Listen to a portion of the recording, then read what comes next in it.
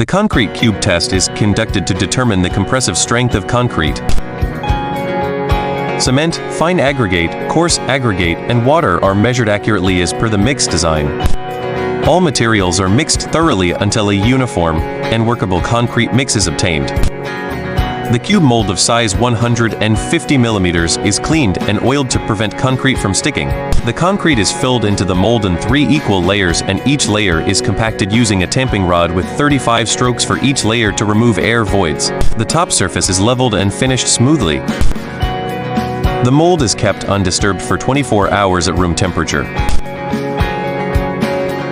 After demolding, the cube is cured in clean water for 7, 14, or 28 days.